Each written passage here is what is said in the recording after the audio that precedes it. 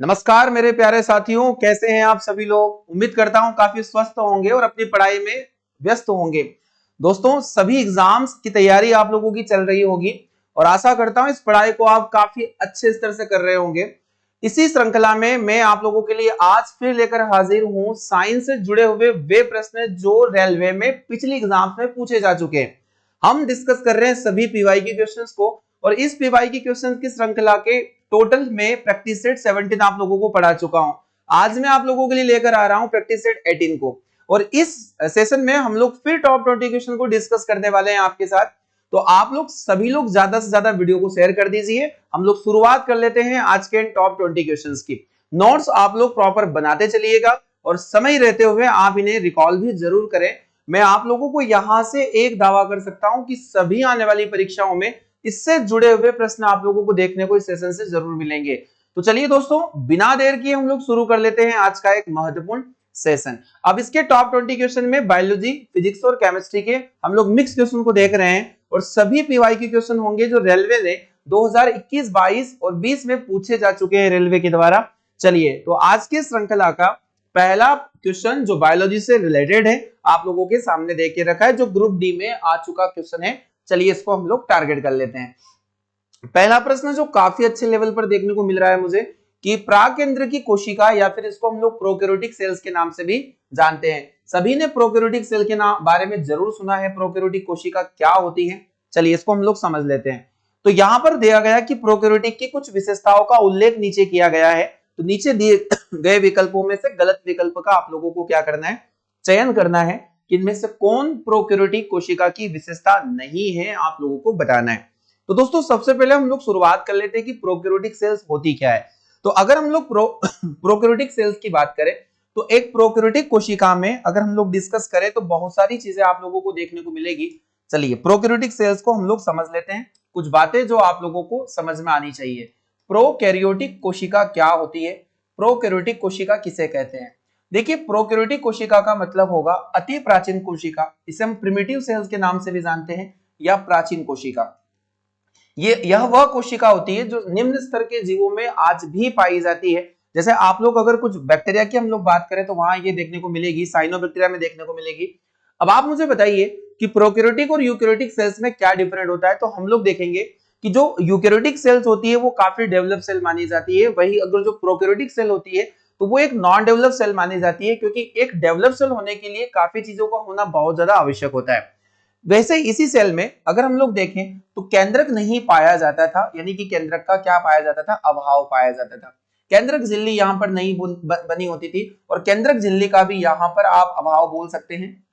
केंद्रक झिल्ली यानी कि न्यूक्लियो मेम्ब्रेन, केंद्रक झिल्ली का अभाव यहां पर देखने को मिलेगा। और केंद्रक झिल्ली का अभाव किस वजह से देखने को मिलेगा, हिस्टोन प्रोटीन नहीं पाया जाता था। हिस्टोन प्रोटीन नहीं पाया जाने की वजह से केंद्रक झिल्ली यहां पर नहीं बनी। अब इसमें जो गुणसूत्र या क्रोमोसोम्स होते थे वो खुले संरचना में होते थे, खुले स्ट्रक्चर्स में होते थे। और नॉर्मली जो यूकैरियोटिक या फिर जो डेवलप सेल होती है वहां पर जो क्रोमोसोम होते हैं वो एक केंद्रक झिल्ली के द्वारा क्या होते हैं, कवर होते हैं, जो आप लोगों को ध्यान रखना है। इसके अलावा अगर हम लोग बात करें तो प्रोकैरियोटिक कोशिका में राइबोसोम के अलावा किसी अन्य प्रकार का कोई कोशिकांग नहीं पाया जाता था। वही अगर हम लोग बात करते हैं यूकैरियोटिक सेल्स की तो उसमें सभी प्रकार के कोशिकांग या सेल ऑर्गेनल जो होते थे वो पाए जाते हैं। ये ध्यान आपको रखना है। अब अगर हम लोग एग्जाम्पल की बात करें तो एग्जाम्पल के तौर पर आप बैक्टीरिया की सेल को ले सकते हैं कि जो बैक्टीरियल सेल होती है वो एक प्रकार की प्रोकैरियोटिक सेल मानी जाती है। इसी में माइकोप्लाज्मा आ जाएगा। माइकोप्लाज्मा आप लोगों को ध्यान से रखना है, एक बैक्टीरिया ही होता है। और एक साइनोबैक्टीरिया यानी जिसे हम लोग नीलहरित शैवाल कहते हैं, नीलहरित शैवाल या फिर cyanobacteria, blue green algae. Most important question है जो हमेशा एग्जाम में पूछे गए हैं कि किन कोशिकाओं में या किन जीवों में प्रोकैरियोटिक सेल्स देखने को मिल सकती है। तो आप लोगों के सामने ये एग्जांपल देखने मिलेंगे कि जो बैक्टीरिया है माइकोप्लाज्मा और ब्लू ग्रीन एल्गी, ये सभी बैक्टीरिया के एग्जांपल होते हैं। इनमें प्रोकैरियोटिक सेल्स देखने को मिलती है, यानी एक कोशिकी प्रोकैरियोटिक ये जीव माने जाते हैं। आप लोगों ने ध्यान से पढ़ा होगा कि जो अगर हम 5 जगत वर्गीकरण आर.एच. विटेकर की बात करें, 5 जगत वर्गीकरण किसके द्वारा दिया गया था, आर.एच. विटेकर के द्वारा दिया गया था। और आर.एच. विटेकर साहब ने जो पहला वर्गीकरण किया था उसका नाम था मोनेरा। और इस मोनेरा किंगडम में सभी बैक्टीरिया का ही जगतीय माना जाता है। मोनेरा किंगडम के अंदर सभी प्रोकैरियोटिक एक कोशिकीय जीवों को ही शामिल किया गया था इनके द्वारा, यानी कि जितने भी प्रोकैरियोटिक एनिमल होते हैं वो सभी के सभी कहां शामिल होंगे, तो वो मोनेरा किंगडम के अंदर सम्मिलित किए जाते हैं। तो दोस्तों आप लोगों को काफी विशेष बात है जो ध्यान रखने योग्य यहाँ पर मानी जाएगी। तो हम लोग यहाँ पर समझ लेते हैं कि कौन सा जो इसका आंसर होना वो सही होगा। आरआरसी ग्रुप डी में ये क्वेश्चन पूछा गया 2022 एग्जाम में, ज्यादा अपडेटेड क्वेश्चन ही इसको हम लोग बोलेंगे। तो पहले यहाँ पर दिया गया है presence of membrane bound organelle, यानी कि झिल्लीबद्ध कोशिकाओं की मौजूदगी क्या इसके अंदर रहेंगी। देखिए कोशिकाओं में केवल राइबोसोम ही यहाँ पर उपस्थित था, राइबोसोम को छोड़ दे तो किसी प्रकार का कोशिकांग प्रोकैरियोटिक कोशिका के अंदर नहीं पाया जाता है। मोस्ट इंपोर्टेंट थिंग है और यहां से ध्यान रखना है। अगला यहाँ पर देखे रखा है कि इसका नाभिक केंद्र जो है केंद्रकाभ कहलाएगा, तो ये तो सही होगा। एकल गुणसूत्र इसमें सिंगल क्रोमोसोम होते हैं, क्योंकि आप लोगों को ध्यान रखना है स्टोन प्रोटीन नहीं वजह से केंद्रक झिल्ली यहाँ पर नहीं बनी, तो जो एकल गुणसूत्र यहाँ पर पाया जाना ये बिल्कुल सही स्टेटमेंट होगा। और अत्यधिक छोटा आकार, वेरी स्मॉल साइज की ये सेल हुआ करती है, क्योंकि इसके अंदर विशेष प्रकार के कोई कोशिकांग नहीं होते। तो यहां हमें बताना है कि कौन सा स्टेटमेंट है जो गलत स्टेटमेंट होगा। तो झिल्लीबद्ध कोशिकांगों की मौजूदगी, देखिए झिल्लीबद्ध कोशिकांग प्रोकैरियोटिक सेल्स में नहीं पाए जाते हैं, ये तो यूकैरियोटिक सेल्स की विशेषता मानी जाती है। यहां पर जो हमारा बी और सी और डी ऑप्शन जो देके रखा है वो एक सही स्टेटमेंट के तौर पर हम लोग यहां पर देखेंगे, तो इसलिए इस प्रश्न का सही जवाब हो जाएगा ऑप्शन नंबर ए। आपको समझ में आया होगा, नोट्स में आपको प्रोकैरियोटिक और इनके एग्जाम्पल मैंने आप लोगों को जो सीट नंबर 2 में पढ़ाए हैं आप लोगों को ध्यान से समझना है, बैक्टीरिया, माइकोप्लाज्मा और ब्लू ग्रीन एल्गी। सही जवाब हम लोगों ने इसका देख लिया। चलिए आपके सामने क्वेश्चन नंबर 2 देके रखा है, rod and cone cells are found in RRB, NTPC, CBT first, पहले एग्जाम में पूछा गया है। शिफ्ट आप लोग देख सकते हैं 27 जनवरी 2021 मॉर्निंग शिफ्ट में ये प्रश्न पूछा गया था कि शरीर में छड़ और शंकु कोशिकाएं कहां पाई जाती है, किसका संबंध किससे होगा। तो पहला ऑप्शन आप लोगों के लिए सामने है यहाँ पर कान, लिवर, मस्तिष्क या फिर नेत्र। देखिए कोई शायद बच्चे होंगे पढ़ने वाले जिनको ये क्वेश्चन का आंसर नहीं आता है, वैसे सभी लोग इसे बहुत अच्छे से जानते हैं कि जो रॉड सेल और कॉन सेल होती है इनका संबंध हमारी आंखों से होता है। रॉड सेल और कॉन सेल की बात करें तो इनका संबंध हमारी आंखों से होता है। देखिए किस प्रकार, अगर हम लोग रॉड सेल की बात करें, हमारी जो रेटिना होती है, चलिए इसको ध्यान से समझ लीजिएगा, हमारी रेटिना पर जो दीवार होती है इस पर येलो डॉट्स पाए जाते हैं, येलो डॉट्स पाए जाते हैं और इन येलो डॉट्स में अलग अलग टाइप के पिगमेंट भी आपको देखने को मिलते हैं। पिगमेंट बोले तो वर्णक, जो कलर डिसाइड करते हैं वर्णक। तो यहां हम लोग देखेंगे ये येलो डॉट्स दो टाइप के होते हैं, इनमें दो प्रकार के पिगमेंट आपको देखने को मिल सकते हैं, इनमें दो प्रकार की सेल देखने को मिल सकती है। एक सेल होती है जिसका नाम होता है रॉड सेल और एक सेल होती है जिसका नाम होता है यहाँ पर कॉन सेल। ये दो प्रकार की सेल होती है। जो रॉड सेल होती है उसमें एक पिगमेंट होता है जिसका नाम होता है रोडोप्सिन। क्या नाम होता है? रोडोप्सिन। और आपको पता होना चाहिए कि जो रोडोप्सिन होता है वो व्यक्ति को अंधेरे में देखने हेतु साहायता प्रदान करने वाला एक पिगमेंट माना जाता है। अंधेरे में, जैसे अगर एग्जाम्पल में क्वेश्चन आता है कि जो उल्लू होता है वो रात में अच्छे से देख सकता है, तो उसकी वजह होती है उसकी आंखों में केवल रोड सेल ही पाई जाती है, कॉन सेल का वहां पर अभाव रहता है। तो रोडोप्सिन वर्णक की वजह से व्यक्ति अंधेरे में भी देख पाता है, ये बात आपको ध्यान से समझना है। अब हम लोग कॉन सेल्स को भी डिस्कस कर लेते हैं, कॉन सेल क्या होती है। देखिए ये रोडोप्सिन और इसके अंदर जो पिगमेंट होता है उसको हम लोग कहेंगे आयोडोप्सिन। आयोडोप्सिन नाम का पिगमेंट, और ये आयोडोप्सिन नाम का पिगमेंट ये हम लोग देखेंगे रात में देखने के हेतु सहायता होता है। ये नाइट विजन के लिए बहुत ज्यादा रिस्पॉन्सिबल माना जाएगा, यानी रात में देखने हेतु उपयोगी होता है। और ये अगर हम लोग देखें तो दिन के प्रकाश में, यदि दिन में प्रकाश की उपस्थिति में देखने हेतु वस्तुओं को हम लोग देख पाते हैं, जो कलरफुल जो वस्तुएं रंगीन दिखाई देती है वो इसी पिगमेंट की वजह से दिखाई देती है, जिसका नाम है आयोडोप्सिन। तो आप लोगों को आंखों के अंदर पाए जाने वाले ये दो सेल्स के बारे में पता हो गया होगा कि ये रॉड सेल जो रोडोप्सिन पिगमेंट यहाँ पर देखेगी और इसमें रात में देखने हेतु ये हेल्प करती है। वही कॉन सेल की बात करें तो आयोडोप्सिन नाम का एक पिगमेंट होता है जो दिन में प्रकाश या फिर रंगीन वस्तुओं को हम लोग देख पाते हैं, तो उसके लिए रिस्पॉन्सिबल माना जाता है। तो इन दोनों सेल्स का जो संबंध होगा हमारे शरीर में आंखों से होगा, यह बात आप लोगों को समझ में आ जाती है। एग्जाम में पूछा जाता है कि हमारी आंखों में जो वस्तु का प्रतिबिंब होता है, इमेज होता है, वो कहां बनता है, तो रेटिना पर बनता है। वास्तविक बनता है, उल्टा बनता है, वास्तविक और उल्टा बनता है, ये आप लोगों को ध्यान रखना है। चलिए अगले क्वेश्चन को हम लोग डिस्कस कर लेते हैं। आरआरबी एनटीपीसी सीबीटी फर्स्ट में पूछा गया ये प्रश्न है, 3 मार्च 2021 को पूछा गया था क्वेश्चन। इनमें से कौन सा जंतु ऊतक का एक प्रकार नहीं है, आपको बताना है। जंतु ऊतक का एक प्रकार नहीं है। Which of the following is not type of animal tissue. तो आपको एनिमल टिश्यू का एक प्रकार नहीं है, ये आप लोगों को बताना है। चलिए इसका पहला ऑप्शन हम लोग पढ़ लेते हैं। ऑप्शन नंबर ए यहां पर देके रखा है आप लोगों को, उपकला ऊतक यानी कि एपिथेलियल टिश्यू, विभोज्य ऊतक, संयोजी ऊतक या पेशी ऊतक।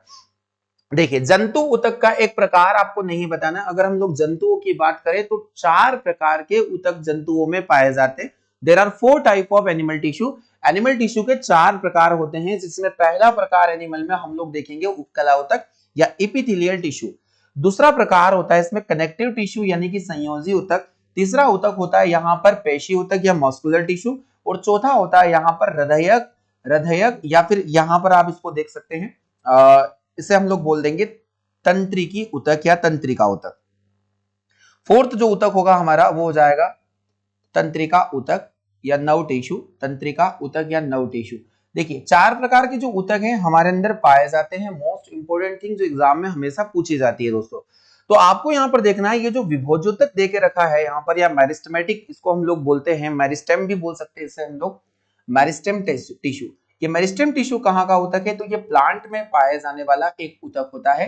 इसे हम लोग प्लांट टिश्यू के नाम से जानते हैं। देखिए पादपों में भी 2 प्रकार के ऊतक होते हैं, एक होता है मेरिस्टेमेटिक टिश्यू और एक होता है परमानेंट टिश्यू यानी कि स्थायी ऊतक। ये 2 प्रकार के ऊतक प्लांट के अंदर पाए जाते हैं। वही एनिमल में 4 प्रकार के ऊतक पाए जाते हैं। आप लोगों ने पढ़ा अभी एपिथेलियल टिश्यू या फिर कनेक्टिव टिश्यू, इसको हम लोग बोलेंगे मस्कुलर टिश्यू, और एक और हो जाएगा हमारे लिए नर्व टिश्यू। तो दोस्तों यहाँ पर डिफरेंट करना था आप लोगों को, और सही जवाब हो जाएगा इसका मेरिस्टेमेटिक टिश्यू यानी कि विभोज्योतक, जो इनका सही जवाब हो जाएगा क्वेश्चन नंबर 3 के लिए। अगला प्रश्न है आप सभी की स्क्रीन के सामने, जो आप लोगों को ग्रुप डी में पूछा गया प्रश्न था 17/8/2022 आफ्टरनून शिफ्ट का ये प्रश्न है। देखिए इसी लेवल के क्वेश्चन आप लोगों को एग्जाम में अभी भी देखने को मिलेंगे, तो आपको फिर मैं बोल रहा हूं कि आपको अच्छे लेवल पर जाकर चीजों को पढ़ना पड़ेगा। चलिए क्वेश्चन समझ लेते हैं। मनुष्य के पाचन तंत्र में होने वाली कौन सी क्रिया गंदगी पर साबुन के पाइसीकरण की क्रिया के समान होती है? आप लोगों को बताना है कि कौन सी ऐसी प्रोसेस है जो digestive system is similar to the process of the emulsification of the soap on dirt.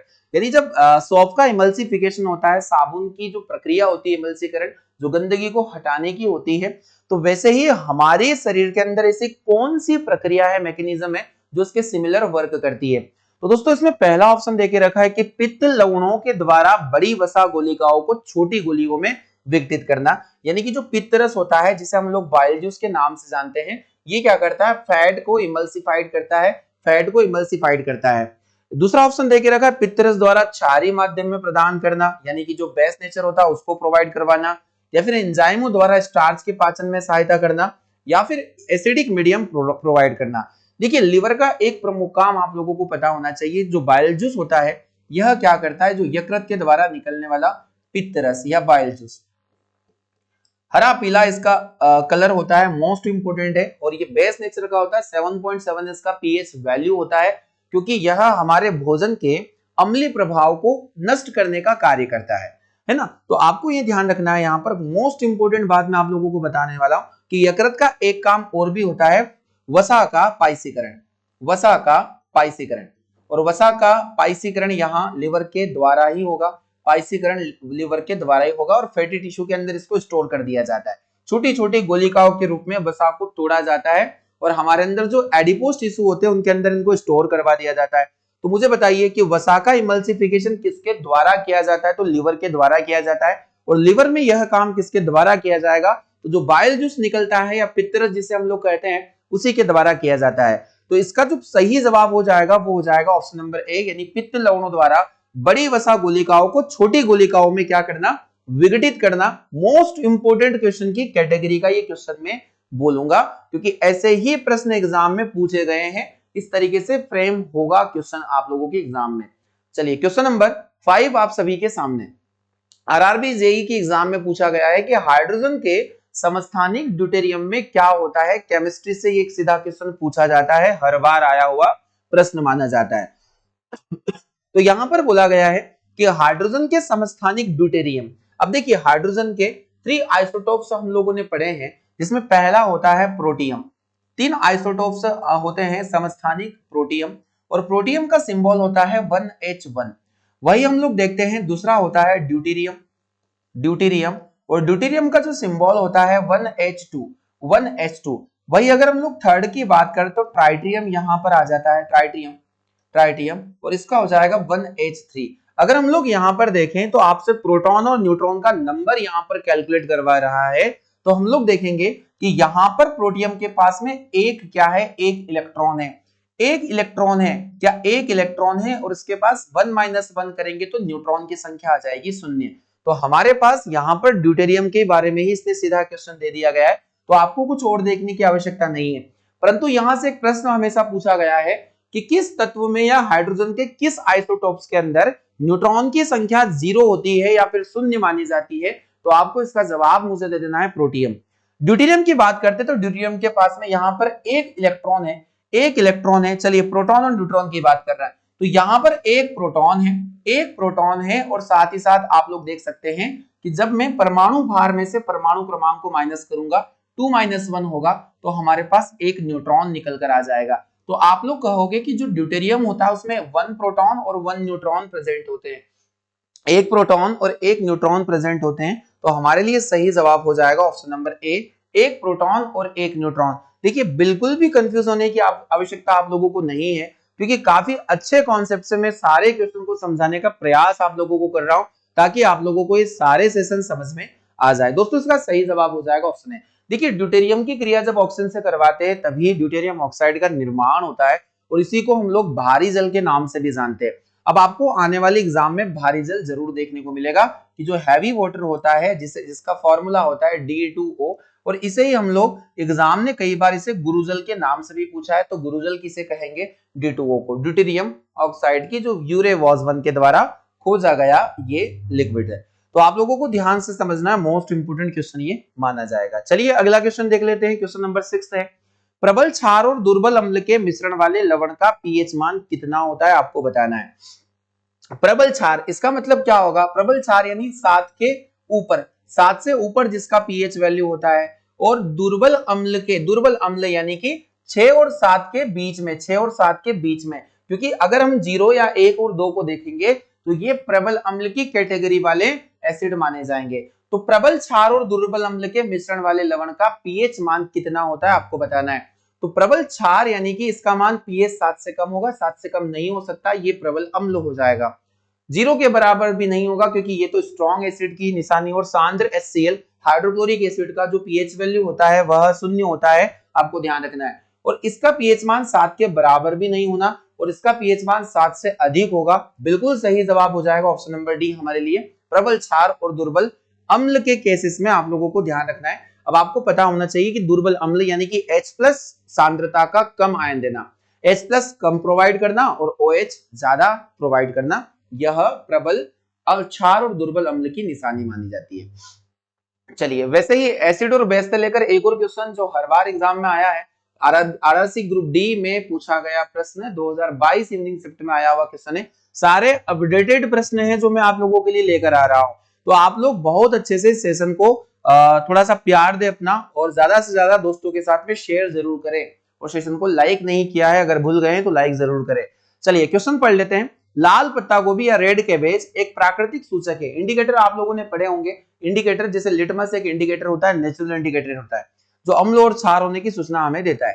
तो लाल पत्ता गोभी एक प्राकृतिक सूचक है जो अम्लों और क्षार के साथ मिश्रित होने पर अलग रंग उत्पन्न करता है। इसे किसी क्षारीय विलयन के साथ मिलाने पर परिवर्तित रंग की पहचान कीजिए, आप लोगों को बताना है। देखिए बहुत अच्छे लेवल से फ्रेम किया गया क्वेश्चन है इंडिकेटर को लेकर, और इसी प्रकार से भी प्रश्न आगे एग्जाम में देखने को आपको मिलेंगे। आप मुझे बताइए कि अगर हम इसे क्षारीय विलयन में डुबो दें, लाल पत्ता गोभी जो कलर इंडिकेटर माना जाता है, नेचुरल ये रंग बदलती है अपना, आपको मैं बता दूं कि ये किस तरीके से इंडिकेट करेगा। अगर हम लोग इसे ऐसी मिट्टी में लगाएं जो एसिडिक नेचर की मिट्टी होती है, तो लाल पत्ता गोभी में किसी प्रकार के कलर का कोई परिवर्तन नहीं होता, एसिड में ये किसी प्रकार का कोई चेंजेस नहीं देगा। वही अगर हम लोग इसको बेस में डुबोते हैं तो आपको ध्यान रखना है कि यहां से आपको ब्लूइश ग्रीन कलर देखने को मिलता है इनकी पत्तियों का, यानी कि नीला हरा रंग। नीला हरा रंग कहां देगा, ये क्षारीय मिट्टी में उगने पर। तो हमें पता चलता है कि जो यहाँ की मिट्टी है वो क्षारीय मिट्टी है, यानी कि बेस नेचर की या एल्कलाइन सॉल्यूशन ये माना जाएगा। वही ये बात बोली गई है कि अगर रेड कैबेज को हम क्षारीय विलयन में डुबो दे, क्षारीय विलयन का मतलब आप लोग समझ गए होंगे यहाँ पर एल्कलाइन सॉल्यूशन, तो उसमें ये जो कलर देगा ये देगा नीला हरा यानी कि bluish green. Option number B बिल्कुल सही जवाब, सी बिल्कुल सही जवाब इस प्रश्न के लिए होने वाला है। दोस्तों सारे इंडिकेटर एक बार अच्छे से पढ़ लीजिएगा, क्योंकि रेलवे आप लोगों को देना है, चाहे आरपीएफ हो, चाहे एनटीपीसी हो, चाहे ग्रुप डी हो, जेई हो या फिर एलपी हो, सभी परीक्षाओं में इंडिकेटर को लेकर एक प्रश्न जरूर बना हुआ है और आपकी शिफ्ट में क्या आ जाए किसी को नहीं पता है। इसीलिए सारी चीजों को पढ़ के रखो। इंडिकेटर कम से कम 10 से 12 इंडिकेटर आप लोगों को पता होना चाहिए और एग्जाम देने चाहिए। आप अपनी पूरी तैयारी के साथ जाइए, मजा आएगा पेपर देने में आप लोगों को। चलिए सही जवाब नीला हरा रंग, और एसिड में ये किसी प्रकार का कोई कलर चेंजेस नहीं दिखाता है। वही क्वेश्चन देके रखा है 8th question, milk of magnesia, जिसका नाम आप सभी ने सुन के रखा है, काफी पॉपुलर क्वेश्चन है, हर बार एग्जाम वाले से पूछते ही है, कभी नहीं भूलते हैं। तो मिल्क ऑफ मैग्नीशिया के बारे में जो चीज आपको ऑलरेडी पता होना चाहिए वो है कि इसका जो फॉर्मूला होता है वो होता है MgOH होल ट्वाइस। इसे हम लोग एज अ एंटा एसिड के रूप में भी यूज करते हैं, एज अ एंटा एसिड, यानी कि एंटा एसिड के रूप में जब पेट में अम्लता बढ़ जाती है तो जो प्रति अम्ल के रूप में या एंटा एसिड के रूप में उपयोगी जो पदार्थ होता है या यौगिक होता है वो होता है MgOH होल ट्वाइस या एंटा एसिड, इसको हम लोग बोल सकते हैं। अब आप क्वेश्चन यहाँ पर पढ़िए, थोड़ा सा अलग टाइप का क्वेश्चन है कि मिल्क ऑफ मैग्नीशिया में डुबोने पर पीएच पेपर का जो रंग है वो हल्का नीला हो जाता है, हल्का नीला हो जाता है यानी लाइट ब्लू।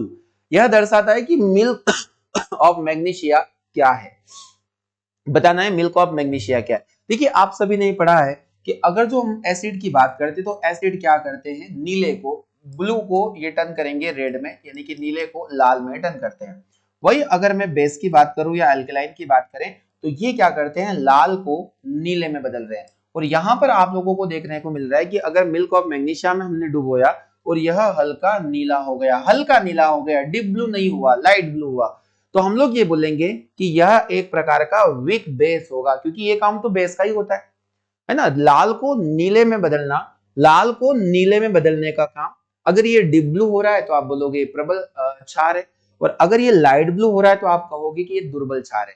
तो दोस्तों यही इसका आइडेंटिफिकेशन है, आप लोगों को इतना ही यहाँ से समझना है, ज्यादा कुछ यहाँ से पढ़ने की आवश्यकता नहीं है। बट देखो यहाँ पर भी एक इंडिकेटर को लेकर ही क्वेश्चन है जो हर बार बदलकर आपसे एग्जाम ने पूछे हैं, ये आरआरसी ग्रुप डी में आया हुआ क्वेश्चन है। तो आप मुझे बताइए क्या होगा, ये एक बिग बेस होगा यानी कि दुर्बल क्षार माना जा सकता है। मोस्ट इंपोर्टेंट क्वेश्चन ये माना जाएगा। आप नोट्स बनाते चलिएगा, आपको यहां पर लापरवाही बिल्कुल नहीं करना है।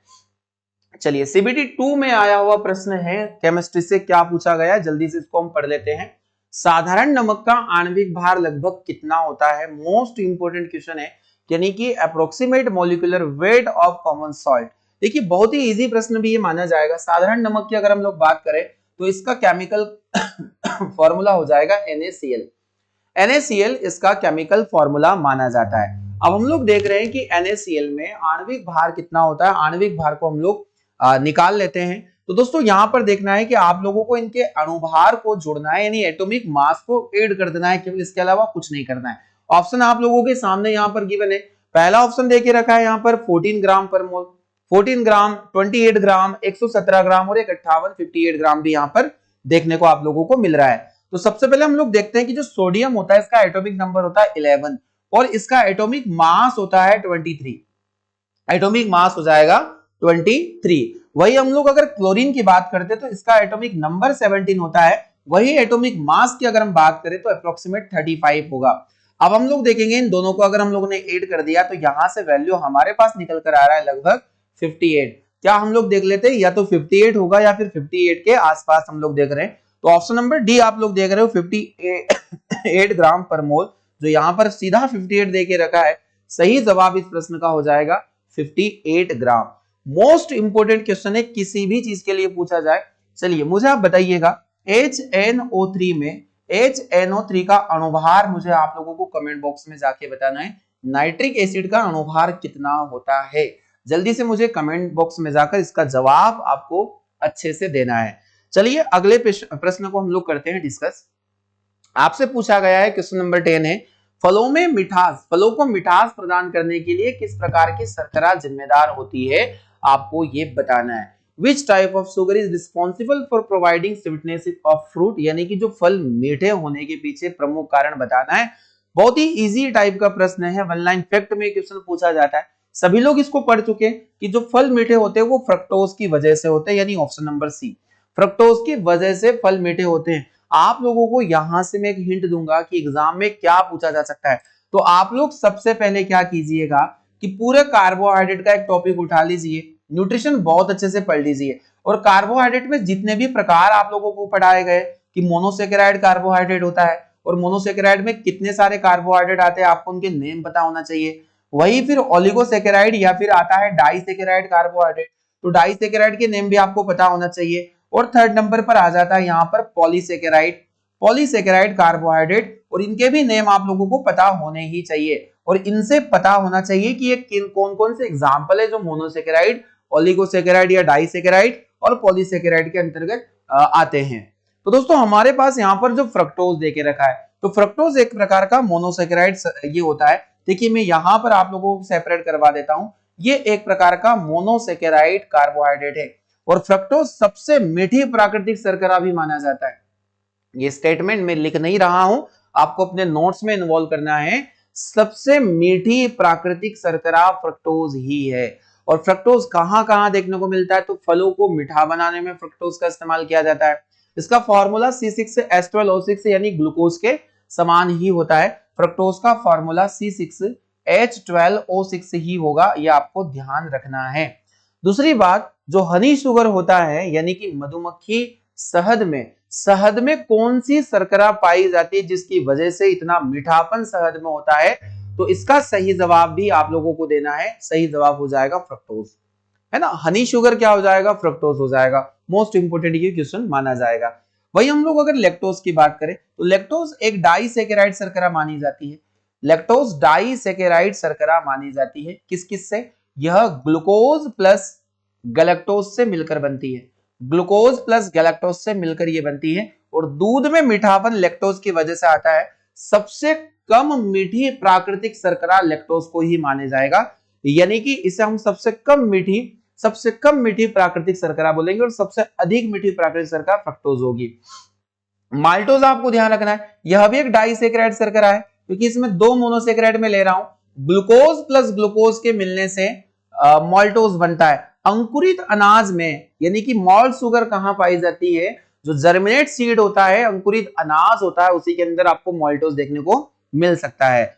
वही अगर हम लोग सुक्रोज की बात करें, तो सुक्रोज किससे बना होगा, तो सुक्रोज भी एक डाइसेकेराइड शर्करा होती है, जो ग्लूकोज प्लस फ्रक्टोज के मिलने से बनता है। ग्लूकोज प्लस फ्रक्टोज के मिलने से बनता है। दोस्तों मोस्ट इंपोर्टेंट है, इसे हम लोग कैन शुगर के नाम से भी जान सकते हैं। तो देखिए कार्बोहाइड्रेट एक काफी महत्वपूर्ण टॉपिक माना जाता है, इसे हमें अभी से स्टार्ट करना और कंप्लीट कर लेना है। तो दोस्तों मोस्ट इंपोर्टेंट क्वेश्चन यहाँ की कैटेगरी हमने देखा, फलों के मिठास का सही जवाब हो जाएगा हमारा ऑप्शन नंबर सी। आप लगा दीजिएगा, ऑप्शन नंबर सी इस प्रश्न का सही जवाब है। चलिए अगला क्वेश्चन आप सभी के सामने, लैंगरहैंस के आइलैंड कहां किस मानव अंग में पाए जाते हैं। देखिए 5 स्टार का क्वेश्चन है, हर एक एग्जाम में किसी न किसी शिफ्ट में यह प्रश्न पूछा गया है। आप लोगों के सामने क्वेश्चन देके रखा है कि लैंगरहैंस के आइलैंड किस मानव अंग में पाए जाते हैं, जेई में पूछा गया ये प्रश्न है। तो यहाँ मस्तिष्क, यकृत, पित्ताशय और अग्नाशय आप लोगों को 4 प्रकार के ऑप्शन देके रखे हैं।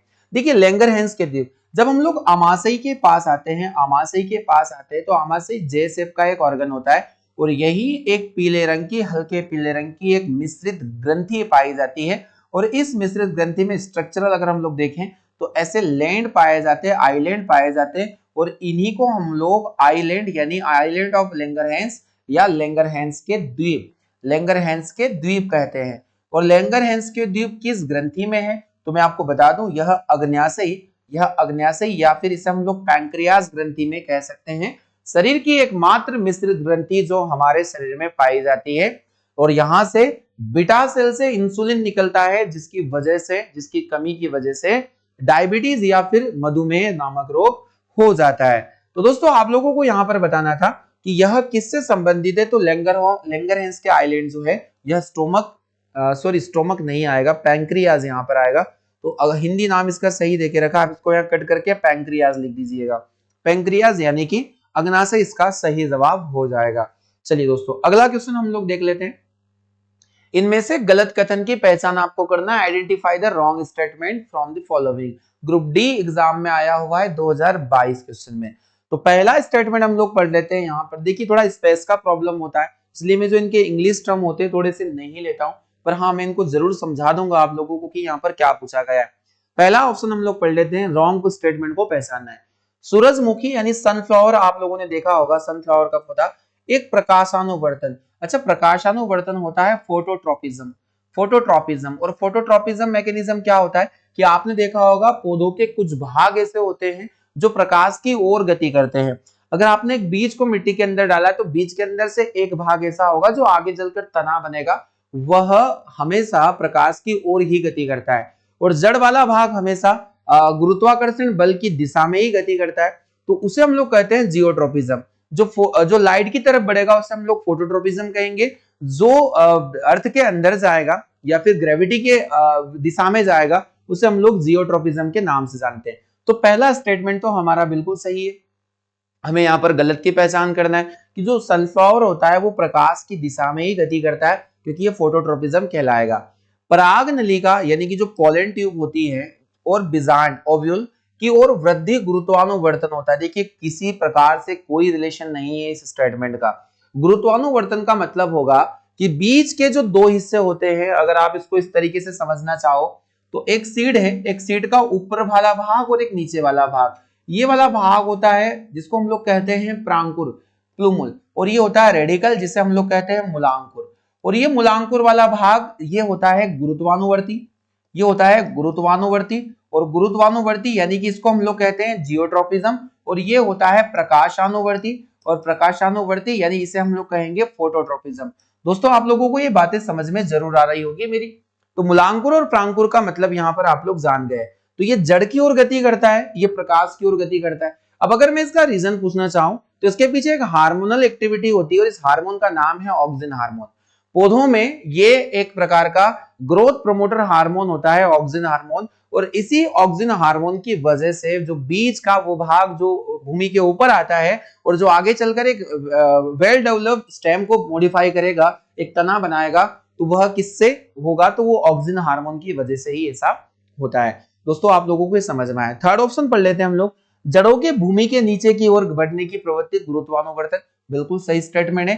जियोट्रोपिज्म किसे कहेंगे, जड़ों का नीचे की तरफ जाना। और एक यहाँ पर देके रखा है नम स्थानों में जड़ों की वृद्धि अर्थात उच्च आर्द्रता की ओर जड़ों की गति जलानुवर्तन, यानी कि जल की तरफ बढ़ना जलानुवर्तन हो जाएगा। हाइड्रोट्रोपिज्म यहाँ पर स्टेटमेंट होगा। तो हमारे लिए सही जवाब, जो गलत स्टेटमेंट होगा वो हो जाएगा बी, इसलिए हमारा सही जवाब भी ऑप्शन नंबर बी को हम लोग लगाएंगे। यहाँ पर ये पॉलिनेशन से रिलेटेड प्रोसेस देके रखी थी, तो वहां का संबंध गुरुत्वानुवर्तन से कहीं तक नहीं हो सकता। दोस्तों अच्छे लेवल के प्रश्न है और मैं ऐसे ही प्रश्न लेकर आ रहा हूँ। बेसिक और इजी क्वेश्चन मैं आप लोगों को सीट में नहीं देखने दूंगा।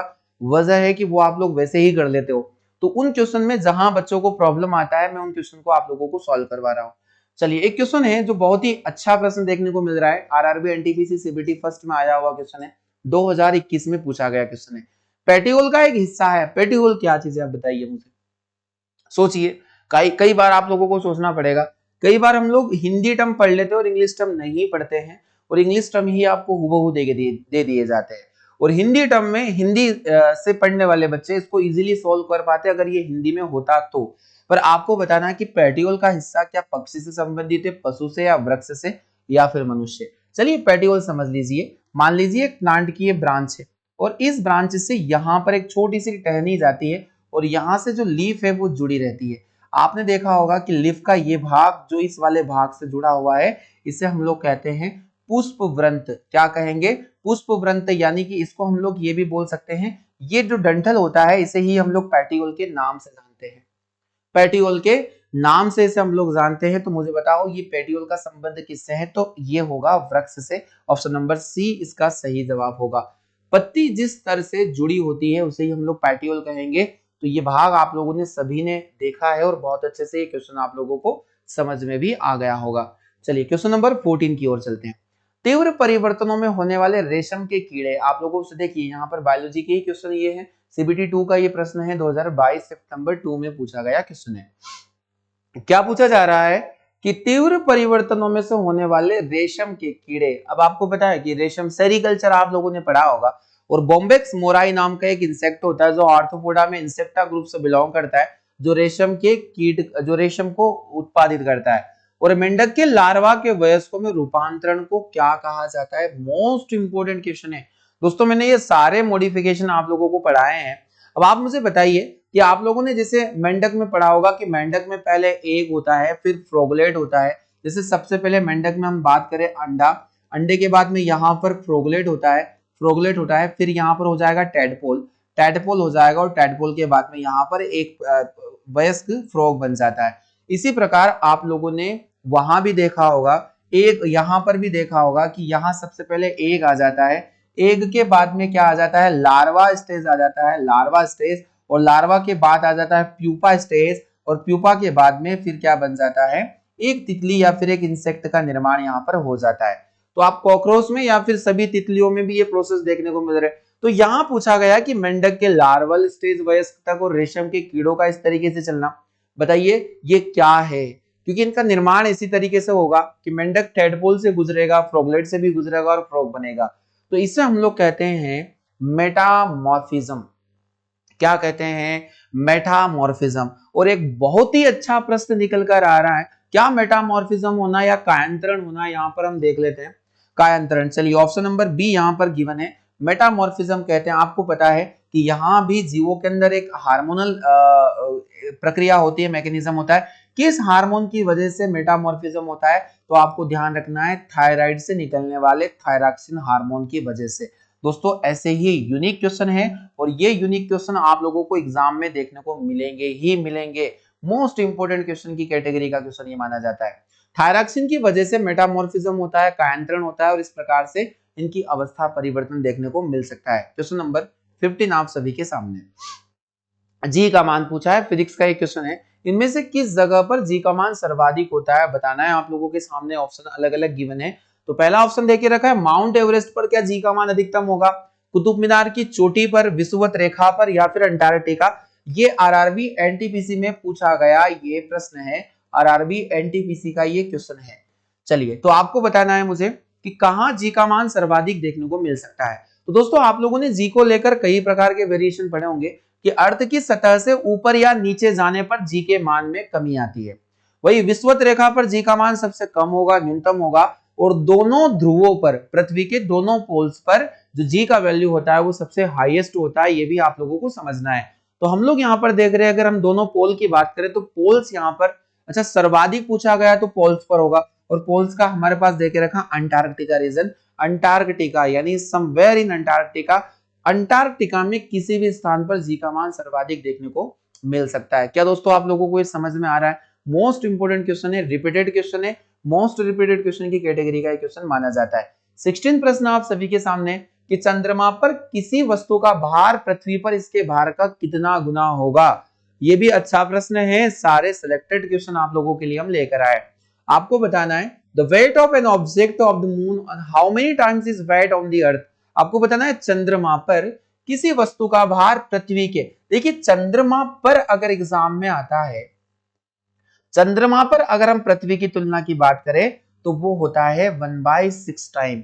और अगर एग्जाम में पूछा जाए कि पृथ्वी पर चंद्रमा की तुलना में कितना हो जाएगा, तो ये हो जाएगा 6 इंटू यानी कि 6 गुना। इन दोनों में किसी प्रकार का कंफ्यूजन आप लोगों को नहीं होना चाहिए। मैंने आपको बताया है कि चंद्रमा पर पृथ्वी की तुलना में 1/6 होगा, और पृथ्वी पर चंद्रमा की तुलना में 6 टाइम होगा। तो इसका सही जवाब चंद्रमा पर पूछा गया 6 गुना, ऑप्शन नंबर सी सही जवाब हो जाएगा। चलिए अगला क्वेश्चन देख लेते हैं। एक लड़की झूले में बैठकर झूला झूल रही है। यदि लड़की एकाएक खड़ी हो जाती है तो दोलन काल आपको बताना है कि ऑसिलेशन इस पर क्या प्रभाव पड़ेगा। तो a girl is swinging while sitting on a swing, it is girl suddenly stand up, यानी कि खड़ी हो जाती है। द पीरियड ऑफ ऑसिलेशन आपको बताना है क्या बढ़ेगा, घटेगा, या क्या होगा। देखिए ऑसिलेशन क्या होता है, अगर हम ऑसिलेटरी मूवमेंट की बात करें तो एक पेंडुलम आप लोग ले लीजिए, पेंडुलम और यहां से इसकी मूवमेंट होती है इस तरीके से, एक ही मार्ग को बार बार रिपीट करने वाली जो मोशन होती है या मूवमेंट होती है उसको हम पीरियोडिक मोशन के नाम से जानते हैं, आवर्त गति। अब इस आवर्त गति में एक बार यहां जाना और मीन पोजीशन से होते हुए वापस यहीं तक लौट आना, इसको हम लोग बोलते हैं एक दोलन पूरा होना। और एक दोलन पूरा होने में जो लगा समय होता है उसी को हम लोग आवर्तकाल या टाइम पीरियड के नाम से जानते हैं। तो आप मुझे बताइए कि एक लड़की झूला झूल रही थी और झूला झूलते वक्त अगर वो खड़ी हो जाए तो वो क्या करेगी, इफेक्टिव लेंथ को, रस्सी की इफेक्टिव लेंथ को क्या कर देगी, कम कर देगी। और रस्सी की इफेक्टिव लेंथ अगर कम हो गई तो जो आवर्तकाल होगा वो क्या हो जाएगा, कम हो जाएगा, आवर्तकाल कम हो जाएगा। क्योंकि आप लोगों ने यहां पर पीरियोडिक फंक्शन के बारे में या टाइम पीरियड के बारे में पढ़ा होगा, time period is equal to 2 pi whole under root L by G. Most important concept है, इसी के बिहार पर आप लोगों को सारे क्वेश्चन बनेंगे एग्जाम में। नोट कर लीजिएगा अपनी कॉपी में कि एक पेंडुलम या सिंपल हार्मोनिक मोशन होता है एसएसएम, तो उसका जो टाइम पीरियड होता है उसको निकालने का सही तरीका 2 pi whole under root L by g, और जो टी होता है वो एल के डायरेक्टली प्रोपोर्शनल होगा। अगर आपने लेंथ को बढ़ाया तो टाइम पीरियड भी बढ़ेगा, अगर रस्सी की लंबाई बढ़ा दी तो टाइम पीरियड भी बढ़ेगा, और रस्सी की इफेक्टिव लेंथ को आप लोग अगर कम कर देते हैं तो इसका टाइम पीरियड भी घट जाएगा, सही जवाब हो जाएगा कम हो जाएगा। मोस्ट इंपोर्टेंट, क्या यहाँ पर अगर बगल में एक लड़की और आकर बैठ जाए, जैसे मान लीजिए एक लड़की यहाँ पर थी और बगल में एक लड़की झूला झूलने और आ गई, तो क्या इसके टाइम पीरियड पर कोई प्रभाव पड़ेगा, तो नो इफेक्ट यहाँ पर आपको देखने को मिलेगा, किसी प्रकार का कोई प्रभाव देखने को इसके टाइम पीरियड पर नहीं पड़ेगा। दोस्तों बहुत अच्छे कॉन्सेप्ट हैं, आपको ध्यान रखना है, और यहाँ पर इस वाले फॉर्मूले को भी आपको ध्यान रखना है। क्वेश्चन नंबर 18 की ओर मूव करते हैं। अगला क्वेश्चन है जो आप सभी के सामने लिखा है कि पेंडुलम घड़ियों गर्मियों में सुस्त हो जाती है, इसकी वजह क्या है। आपने एक पेंडुलम को जरूर देखा होगा, एक पेंडुलम किसी मेटालिक रॉड से ही मिलकर बना होता है, और ये पेंडुलम गर्मी के दिनों में सुस्त क्यों चलते हैं, इसकी वजह क्या है। तो इसका एक सबसे इजी वजह मैंने अभी आपको बताया कि जब इफेक्टिव लेंथ बढ़ती है किसी भी रस्सी की या पेंडुलम की, तो जो टाइम पीरियड होता है वो क्या होगा, बढ़ जाएगा। क्योंकि जो टाइम पीरियड होता है वो डायरेक्टली प्रोपोर्शनल हो जाएगा किसके, इफेक्टिव लेंथ के। लेंथ बढ़ाया तो टाइम पीरियड बढ़ेगा। वही हम लोग देखते हैं गर्मी के दिनों में, ये जो मेटालिक रॉड होती है इसमें, इसकी जो मेटालिक रॉड होती है, ये मेटालिक रॉड क्या होगी, गर्म होगी, और गर्म होने की वजह से इसमें थर्मल एक्सपेंशन होगा। थर्मल एक्सपेंशन यानी कि रेखीय प्रसार, ये इसकी लंबाई बढ़ेगी, इसकी इफेक्टिव लेंथ बढ़ेगी, और लेंथ बढ़ने की वजह से इसका जो टाइम पीरियड हो जाता है वो भी बढ़ जाता है। तो आपको ये ध्यान रखना, गर्मियों में दिन लंबे होते नहीं होगा, कुंडली कॉइल में घर्षण होगा, या फिर पेंडुलम की लंबाई बढ़ जाती है, या भार में परिवर्तन, तो length of the pendulum increase. Most important question, और सही कॉन्सेप्ट के साथ में आपको इसको बहुत अच्छे से पढ़ लेना है। तो दोस्तों समझ में आ रहा है कि गर्मी में उष्मा प्राप्त करके थर्मल एक्सपेंशन की वजह से जो इफेक्टिव लेंथ ऑफ पेंडुलम है वो इंक्रीज कर जाएगा। चलिए बहुत अच्छे कॉन्सेप्ट आप लोगों को समझने को यहाँ पर मिल पा रहे हैं। अगला क्वेश्चन है 19 क्वेश्चन, आपको पढ़ना है और बहुत अच्छे से इसका जवाब अपने मन में सोच लेना है कि भूमि से टकराकर फुटबॉल गेंद ऊपर उछलती है क्योंकि।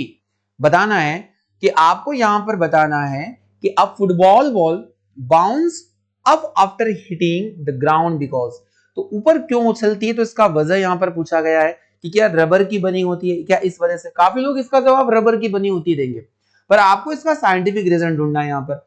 क्या यह खोखली होती है अंदर से, या यह हल्की होने के कारण वायु प्रतिरोध को दूर करने में समर्थ होती है, या ऑप्शन नंबर 4 देके रखा है ऐसा उसके अपने प्रत्यास्थ गुण के कारण होता है। यानी प्रत्यास्थ गुण का मतलब होगा इलास्टिक प्रॉपर्टी। इलास्टिक प्रॉपर्टी का मतलब क्या होगा, देखिए एक प्रतिरूप बल होता है, यानी कि आपने हुक्स लॉ अगर पढ़ा हो तो हम लोगों ने ये देखते हैं हम लोग कि जो स्ट्रेस फोर्स होता है, यानी कि जो प्रतिबल होता है वही स्ट्रेन फोर्स के बराबर होगा, विकृति के बराबर होगा। किसी वस्तु को हम लोग बल लगाकर जब विरूपित करते हैं या उसकी आकृति बदलते हैं, तो जब उसे छोड़ा जाए और फिर से अपने वो पुराने रूप में आ जाए, तो उसे हम उस गुण को हम लोग इलास्टिसिटी प्रॉपर्टी या फिर प्रत्यास्थता का गुण, आपने रबर के अंदर देखा होगा, तो रबर को खींचा जाए उसके बाद जब छोड़ते हैं तो फिर से वो अपनी प्रियर पोजीशन को ग्रहण कर लेता है। तो क्या बॉल के अंदर इस गुण की वजह से ऐसा होता है, तो दोस्तों बिल्कुल सही जवाब इसका ऑप्शन नंबर डी हो जाने वाला है कि जो रबर भूमि से टकराकर जो फुटबॉल होती है वो ऊपर उछलती, तो इसका साइंटिफिक रीजन आपको प्रत्यास्थता का गुण देना है, इलास्टिक प्रॉपर्टी इसका सही स्टेटमेंट होने वाला है। चलिए दोस्तों अगले क्वेश्चन की तरफ, और आज की सीट का हमारा लास्ट क्वेश्चन है और लास्ट क्वेश्चन आप लोगों को मिल रहा है होमवर्क के लिए। तो होमवर्क प्रश्न है और काफी अच्छे लेवल का क्वेश्चन दिखाई दे रहा है, रेलवे की ही पीवाई के क्वेश्चन से लिया गया ये प्रश्न है। देखने को मिल रहा है कि एक साफ शीशे के प्लेट पर पानी की बूंदे गिराने से वह फैल जाता है। आपने देखा होगा कि एक साफ शीशा है जिस पर आपने प्लेट पर पानी की बूंदे गिराई, वह फैल जाएगा। जबकि पारे की एक बूंद, पारा एक मेटल है, लिक्विड मेटल, उसकी एक बूंद गोलाकार बनी रहती है। इसकी वजह आपको मुझे बताना है, क्या कारण है इसके पीछे। तो इसका जवाब आपको मुझे देना है। ऑप्शन देके रखा है, पारा धातु होता है, पारे का घनत्व पानी के घनत्व से अधिक होता है, या फिर पारे का कोहेसिव फोर्स उस शीशे के साथ एडहेसिव से अधिक होता है, या फिर पानी का ससंजक कोहेसिव उस शीशे के साथ असंजन से या एडहेसिव से अधिक होता है। दोस्तों बहुत अच्छे लेवल का प्रश्न है, सही जवाब आपको मुझे देना है कमेंट बॉक्स में। सेशन कैसा लग रहा है आप लोगों को? सारे पीवाई के क्वेश्चन में सॉल्व कर रहा हूँ, काफी मेहनत लग रही है आप लोगों के लिए। ज्यादा से ज्यादा सेशन को शेयर कर दिया करें और लाइक जरूर किया करें। दोस्तों मिलते हैं हम लोग कल के सेशन में एक नए क्वेश्चन के साथ में, नए कॉन्सेप्ट के साथ में और नए पीवाई के क्वेश्चन के साथ में। आप सभी अपनी पढ़ाई करते रहें, तब तक अपना ख्याल रखें। आप सभी का बहुत बहुत धन्यवाद।